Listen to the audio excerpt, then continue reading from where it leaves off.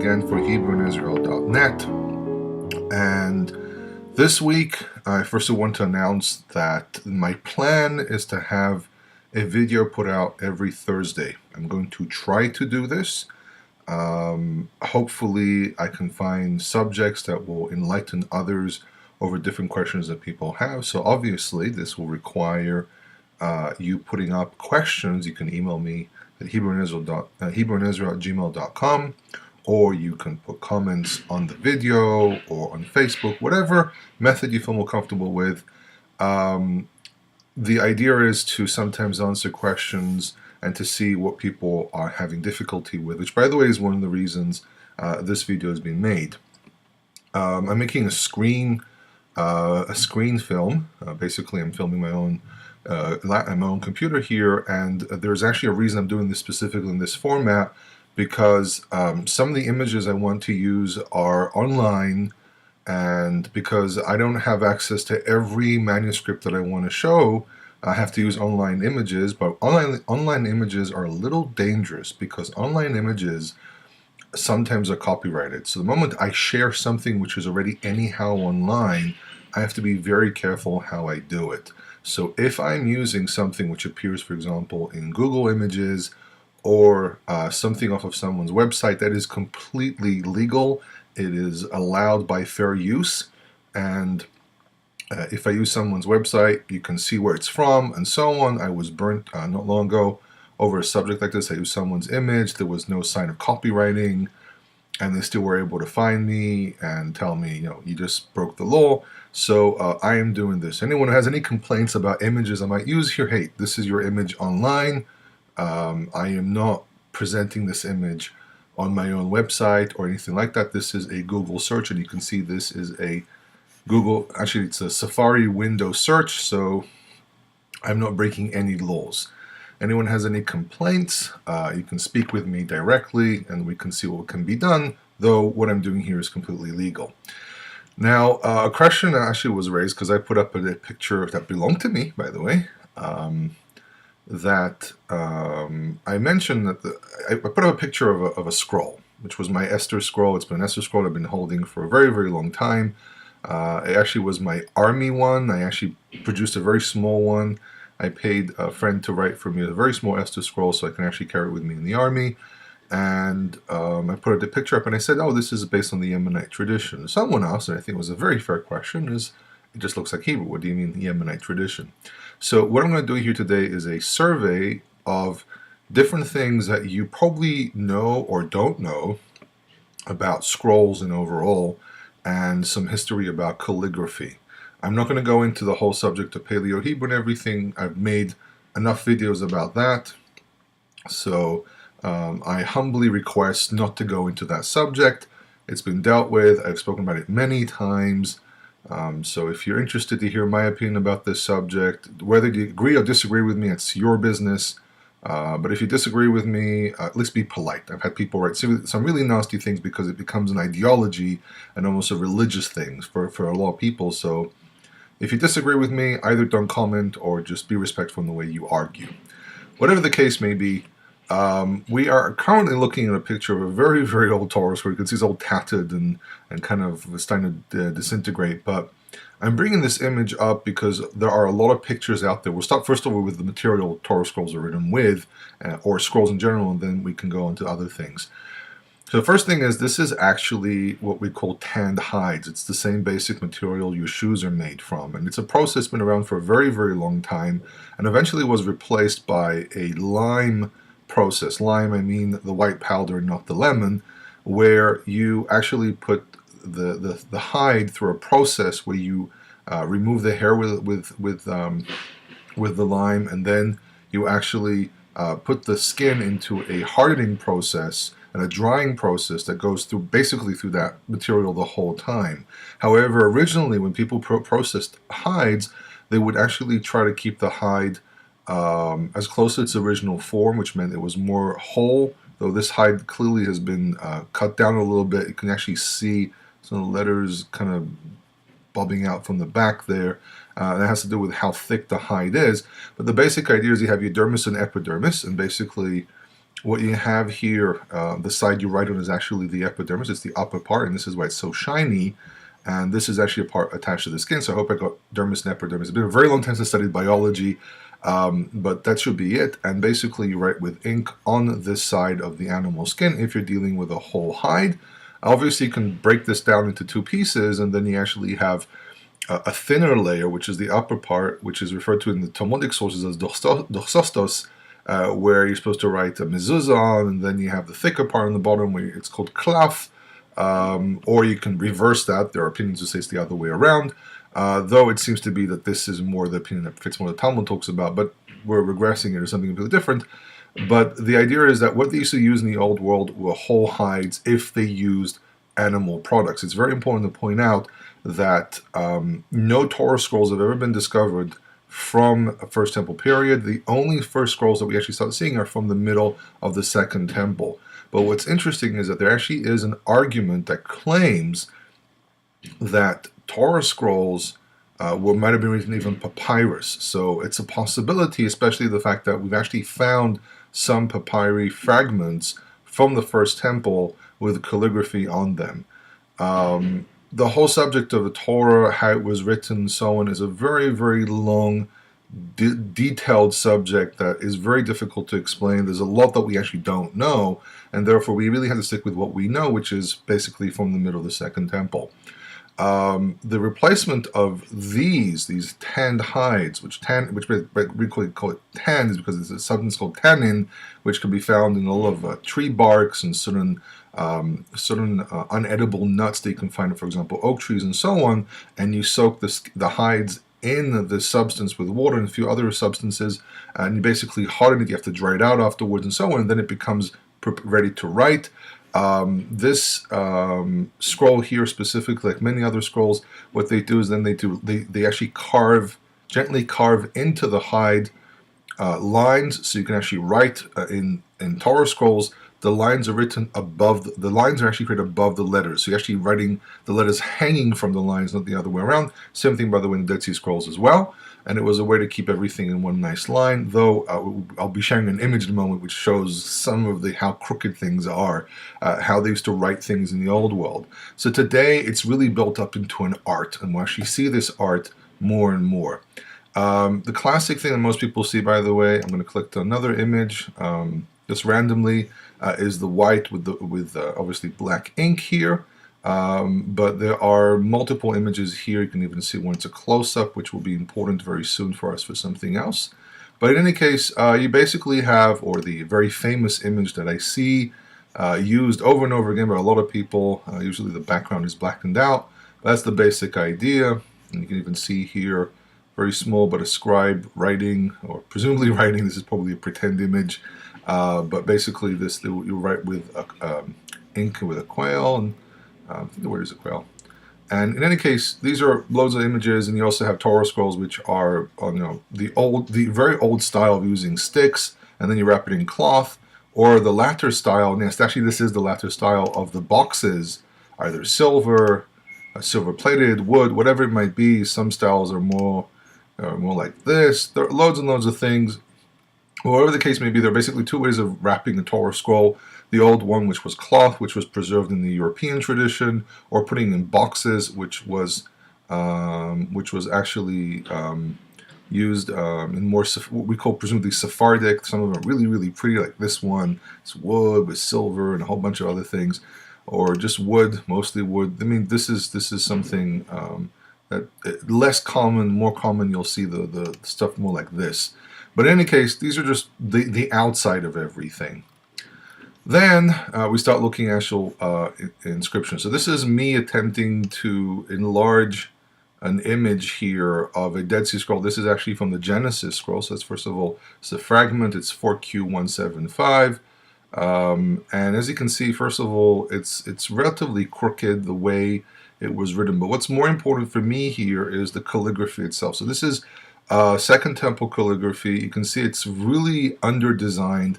Actually, there are loads of a lot of scrolls which are written really beautiful, very nice, very clean. Some scrolls which are less, but they still follow more or less the same principle of writing, and you can see it here. So, for example, it says Ulevi Amal Tumecha ve'urecha. It should be Tumecha ve'urecha leish chasidecha. But some of what happens here is it's really a little crooked. It's very difficult to read. And what probably we have here is probably tumecha, but this should be the word urecha. This is probably something ve'urecha. There it is, ve'urecha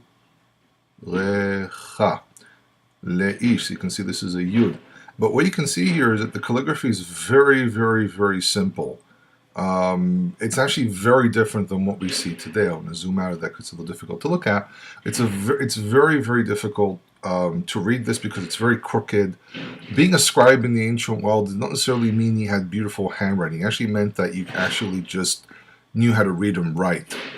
Most cultures back then were oral cultures, which meant that you mostly heard information and really read it. Today we are a much more literate culture, but it's only been happening in the last 150 years. So people have to realize that this whole thing of holding up a book and saying, "Oh, it's written." Well, in the ancient world, people go like, "So what? I mean, I can't read that. It doesn't mean anything to me. My knowledge is passed down by my father telling me something." But what's more important here is the fact that the calligraphy is actually very, very simple, but does follow more or less similar guidelines. If you actually open up a Dead Sea Scroll, you'll see the Lamed is always written in this style here, and the Mem is usually written like this. This will be an Ayin. I think this is the word Bil'am, Ne'um Bil'am Ben Be'or. It's interesting that Ben Be'or is written as one word, which probably means it's a title. And Vene'um Hagever Setum Ha'ain. But in any case, you can see the calligraphy is pretty simple here.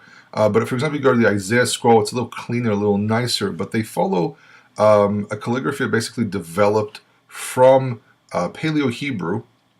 Paleo-Hebrew being the Hebrew that we mostly start seeing from around the 8th century BC. Not pictographic Hebrew, that's a completely different subject. It's a pictographic Hebrew, or pictographic alphabet is a forerunner to Paleo-Hebrew, and then Paleo-Hebrew spread northwards, east and west, and reached the Aramaic-speaking groups, and they used that alphabet for quite a while. Paleo-Hebrew, there are inscriptions that we have in Paleo-Hebrew, for example, the famous Chazael inscription from Tel Dan, where Chazael, the famous Chazael of the Bible, of the Book of Kings, where he talks about how he defeated the kings, and how he defeated the king from the house of David. Though there's some scholars want to say, we don't read it House of David, they read it Beit Dud or something like that, and they would say it's some idol, which is complete nonsense. And it's very interesting that I actually opened up that we have Ben Be'ol here because written in one word. When you read something like this as one word, it's actually probably a title. And in the Chazael inscription, it actually says Bet David as one word as well, which means a title as well. But more importantly, Bet David is the house of David. And it really shocked a lot of scholars in the 70s because they were convinced there was no such thing as the house of David and all the usual stuff that you hear from scholars. Which is a little embarrassing because I'm also a scholar and I'm also an academic, but I'm on the side of, I actually criticize these criticizers because they kind of make this blanket argument over everything, and now it's every time they try to make this blanket argument, now there's evidence to disprove what they say. As one of my professors always says, truth is somewhere in the middle. You can't really take any extreme on anything. But what's important is that the alphabet reached the Aramaic speakers, and then these Aramaic speakers were the scribes of the Assyrian and Babylonian and Persian empires. They were the scribes working in the king's courts, and they developed the alphabet even more and simplified it even more and basically created what we see today. So this is actually a descendant of Paleo-Hebrew, just with a lot of changes and differences, but it's pretty established that this is what happened. And you can see, for example, a shin here. The shin is more triangle, and there's a reason I'm pointing these things out. The lamed, the long neck. Some of this is, this is a mem, for example. But what's interesting is also these little things, these little knobs sticking out. Like this is a vav, okay? This is a yud. So this is actually a vav and a yud side by side. And they're very, very, very similar. This is why sometimes you have differences of vav and yud in inscriptions. I made a video about kri and ktiv. This is maybe one of the reasons it happens is because sometimes differentiating a vav from a yud is very difficult. Now, the way to differentiate here is the head of the vav is shorter than the head of the yud. The yud should be a little bit above, hovering a little bit over the bottom line. Everyone that things are supposed to be more or less be But the letter is supposed to end. But what's interesting here is the yud here is a good specimen because it's next to a vav, and you can see the slight difference where the yud, the head of the yud is a little bit longer and it's a little bit up in the air, which makes it a little bit easier to identify. But it does require a lot of work to read these things. For some very important notes, for example, the letter kuf is written like this, where the leg is stuck to the roof, unlike what we have today where the leg is detached. Hey is the same thing. Hey, and I don't see an example of a hey here. Maybe this is probably a hey. So this is the word ata, and with an extra aleph at the end. The spelling in Dead Sea Scrolls is something you actually have to study to really understand. But there are people who say, oh, look, the Dead Sea Scrolls contain more consonants and therefore the Masoretic text is wrong. No, it has to do with vocalization in the Second Temple. And instead of using vowel points, they use consonants the same way you would use English. In English, basically, they probably learned this from the Greeks. You would add, or even the Romans, you add consonants to mark sunan vowel points. This is actually pronounced as ata, and maybe even ata with a vocalized hey, and the aleph is really to mark the ah sound. But in any case, as you can see, this is a hey, ayin tav, hey, and again the tav has this little thing sticking out. And what's interesting here is that the hey is attached to the roof, and the way you differentiate a hey from a het is actually by seeing that the leg is more to the left. So this is another interesting difference. So today, if you write a hey like this, they'll tell you it's not a kosher Torah scroll, but I can tell as a fact this is the original way they would write. So in any case, so we have this as our old alphabet as an example, though this is not a very clean one. I'm just trying to find images which are Wikipedia and things like that to avoid difficulties. Now, after the Dead Sea Scrolls, there's actually several hundred years. If you remember, the Dead Sea Scrolls go into the first century of the Common Era. So a lot of the scrolls are BC, and then a lot of scrolls actually kind of go more into the Common Era, the CE, and kind of show up around the end of the Second Temple. But then we have this silence of several hundred years. And basically it's known as the Hebrew manuscript silence. And what happens is you don't really see anything except for a few bits and pieces here and there for several hundred years. And by the end of those several hundred years, we actually end up with the Masoretic text. And this is a page out of Deuteronomy. Unfortunately, most of the Torah in the Aleppo Codex was actually burnt in a fire, which is very, very sad. But the majority of the book, the beginning was burnt, and the parts of the end were burnt. So part of the Book of Chronicles were burnt. The Hebrew Bible ends at Chronicles, not Malachi, as the Christian canon does. That was done deliberately by the church to try to produce like a continuation of prophecy from what's called an Old Testament to the New Testament, but the order is actually according to more of a chronological order, where books, or first of all, there's an order about if is it prophecy or not. Certain books were pushed into the writings, such as Daniel, because it was a big debate. What can you really consider him a prophet? And in the end, it was concluded that he wasn't, though there are sections there which are clearly types of prophecies. But regardless of how things were canonized, there's plenty of literature out there you can read. We actually end up with this alphabet, and this is already more around the 10th, 11th century. But some features are still more or less the same. The shin is very triangle. The lamed has this very, very long neck. The hey sometimes is detached from the roof, sometimes is attached. And you can see all these little knobs, and it's a little more difficult. Maybe if I enlarge this a little bit more, you can see a little bit better. You see the shape of the mem is very similar to what we saw earlier. The sheen is a bit more triangle, though the bottom is slightly more rounded.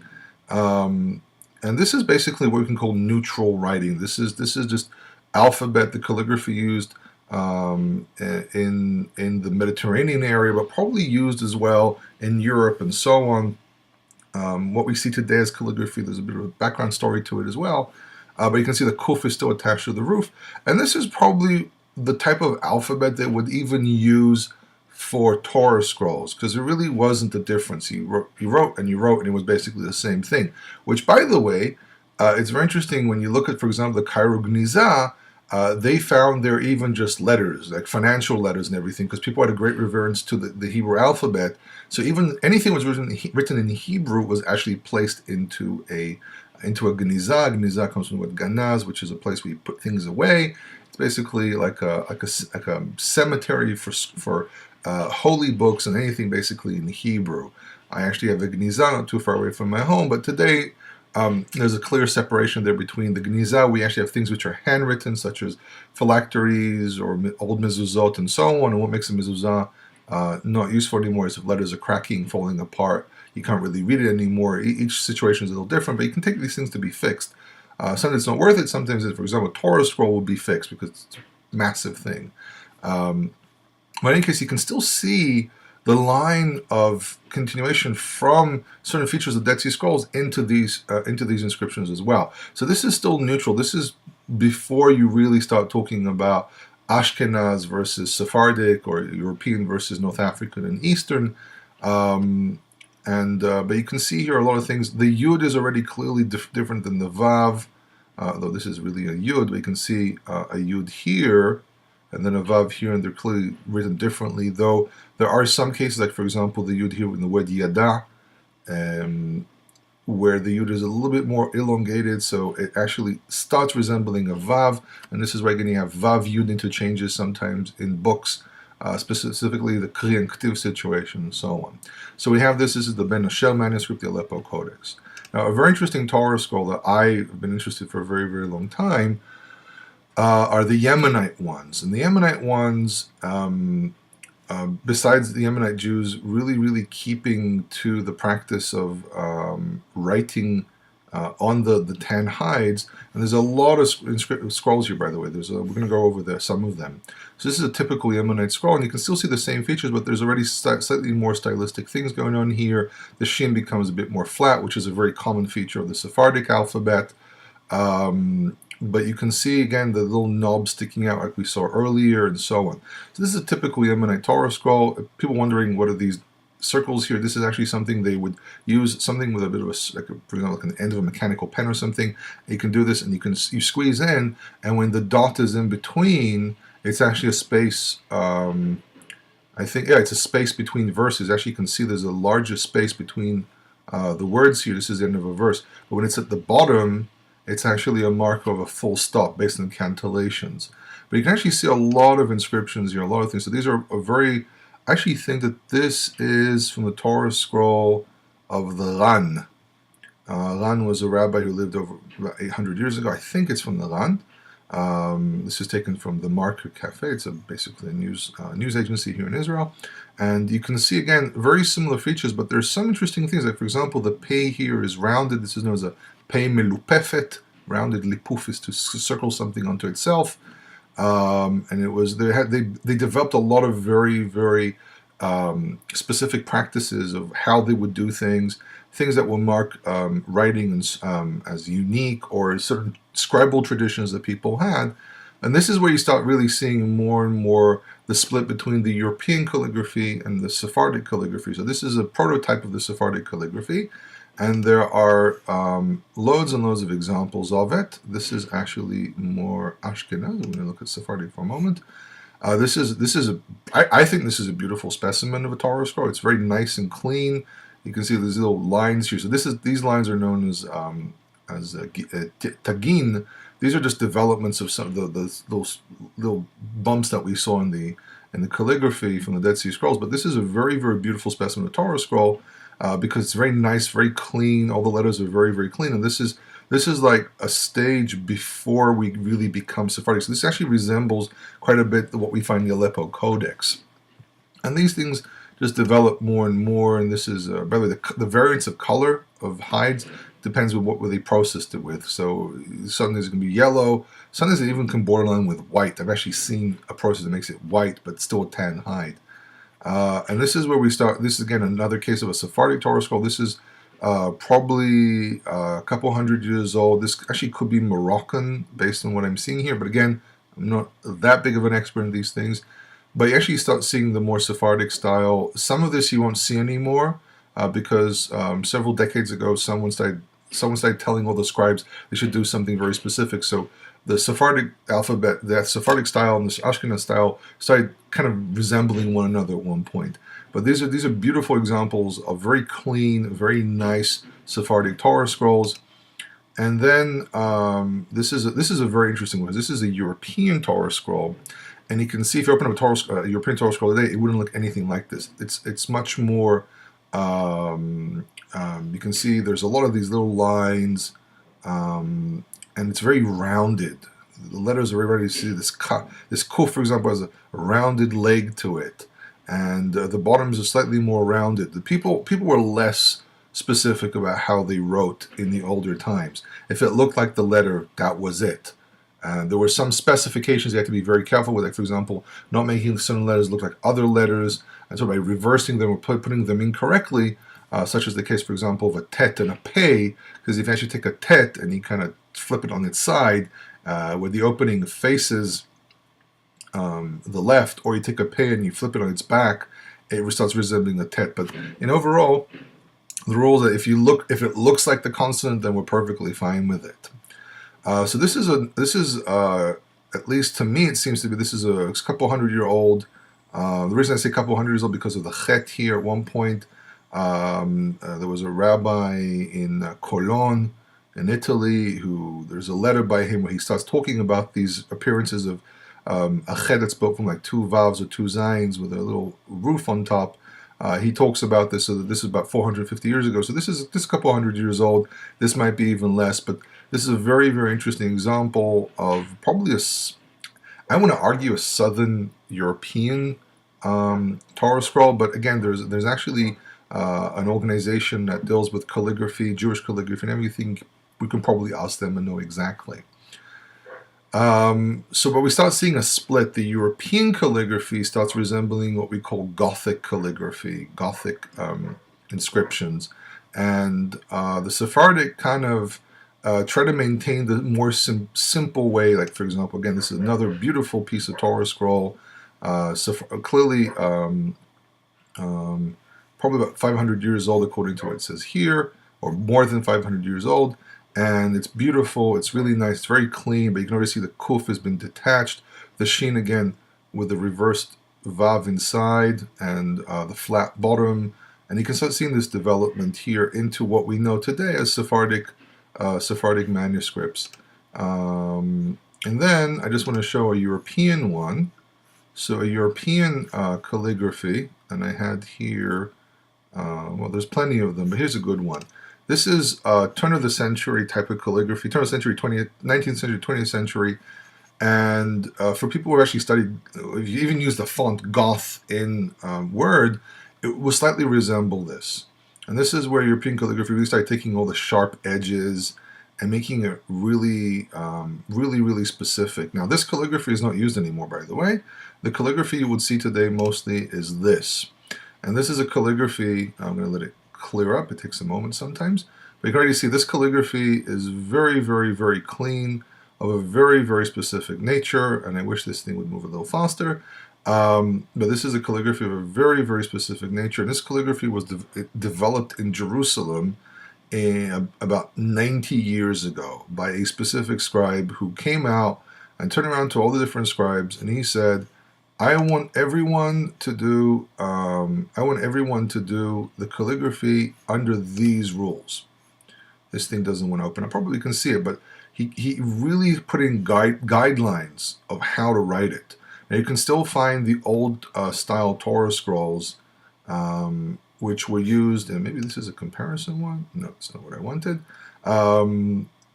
But he really put in guidelines that really you can see this is a good one. It opened up very quickly. He gave very, very specific guidelines. And what's interesting about the European calligraphy is that it's a calligraphy invented in Israel by Jews who immigrated from Europe in the beginning of the 20th century, where he really put in guidelines to use very, very sharp lines and everything. And what we see here actually is what's known as Ktav Ha'ari, which is even more. One of the ways of recognizing is that the Yud on the Tzadi is not facing the left, it's facing the right.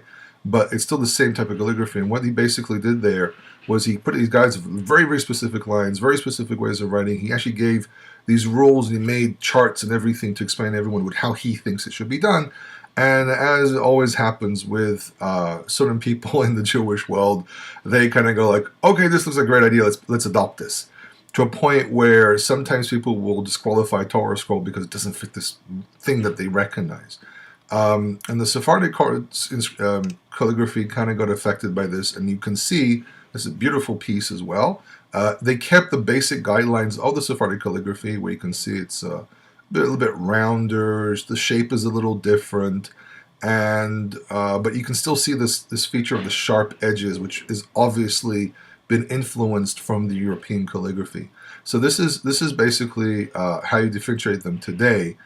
Besides the boxes and everything, can you actually get a box or a cloth covered, and it would be it would actually be a it would be the same. It would be a different Torah scroll. And this is a very, very good example. This might be copyrighted, but again, as I said, this is off the internet, so it's perfectly fine. So it's Ktav Bet Yosef. Kind of funny because Bet Yosef is usually associated with the Sephardic Jews. It's actually European, and there's really like very specific guidelines how to write this. If you start to be a scribe, it gets a little tricky. Then we have Old Sephardic. This is really beautiful, and you can actually see whoever made this kind of explained through the way they did how you actually write. This is 13th century. It says here the writing of a Sephardic Torah scroll from the 13th century, a manuscript from Toledo from the year 1241. I'm going to assume it's approximately. And this is more the features of what Sephardic calligraphy would look like, and this is what more Ashkenaz calligraphy would look like. I'm going to openly admit I prefer the Sephardic. It looks like writing. It doesn't look like someone drawing sharp lines and driving everyone crazy, because really, people when they wrote in the past, it was just written. They didn't go nuts and so on. This is pretty typical as well. You can sometimes find people would do slightly more gentle lines for the Ashkenaz calligraphy, but in truth, the moment the letter looks like a letter, according to the Maimonides, this is considered to be a kosher Torah scroll. So in any case, I hope this clarifies some questions that people might have had. There are multiple other things that have to do with the difference between Sephardic or North African, Eastern Torah scrolls and European Torah scrolls regarding spelling of certain words, such as the word daka, p'tsu'ah daka, chut shofcha, which appears in Leviticus, blemishes that can happen with a Kohen. So p'tsu'ah daka is someone that was hit in their, to be specific, hit in the testicles. So daka can be written with an aleph or a hey, and there's a difference between two cultures, the two groups. Or vayihi yemei Noach versus vayihiyu yemei Noach, the difference between Yemenite and the rest of the world, and so on and so forth. And by the way, all these images you see here of people celebrating around Torah scroll, it was very, very common. It's very, very common today to do celebrations where a big rabbi, important rabbi, kind of finishes off the Torah scroll, and they take lots of pictures of it, and then they celebrate the bringing of the Torah scroll into a synagogue. There's a lot of the pictures you see here, the same thing. And there's even the women of the wall celebrating the Torah scroll. I'm not going to go into debate if that's okay or not. I don't think there really is a problem with some of the stuff they do, but the political agenda is really the issue that I think many of us have with them. There's a lot of, this is probably going to spark a lot of questions and so on. But just halachically, if is a woman allowed to wear a phylacteries? The answer is yes. Is a woman allowed to wear a prayer shawl? If it's a feminine prayer shawl, the answer would be yes. If it's a male prayer shawl, then she's wearing a man's garment. So you can make something more feminine or whatever.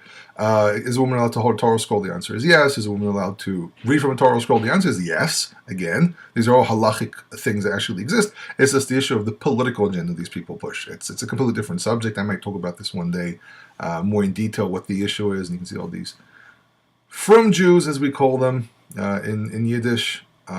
He actually looks very familiar to me. I think I know who this is. But in any case, this is basically the world of the Torah scroll in the Jewish world, with a few other extra features about the celebration of the Torah scroll and so on, put into an ark. And by the way, people who ask me all the time, this is not a typical one, but this is a very interesting example. People always ask me, is the name hidden? I actually made a video about a year ago. I went to a synagogue and I filmed an ark, and you can actually see the name of God, Shiviti Yud-Hei Vav-Hei L'Nigdi Tamid. This is a very typical thing that you can find. These are just loads and loads of arks that you can have in different places for Torah scrolls, but it's not unusual. Here's another very good example. The name of God is placed literally in the center. with verses all around. Again, Shiviti, Yud Hei Vav Hei Nigdi Tamid. It says Na'aseh v'nishma, we'll hear and we'll do and hear. Basically, the name of God is not hidden anywhere. People actually know the vowel points which appear in Dead Sea Scroll. Sorry, in the Aleppo Codex. I've actually met people who pronounce it. I have secular friends who have less difficulty with the subject. And I've had cases where they said the name next to me, and I kind of looked at them and said, usually we don't pronounce it. And the guy says, yeah, I know, but in any case, so here's some information about the Torah scrolls. Hope you enjoyed this. Don't forget to visit me at HebrewInIsrael.net.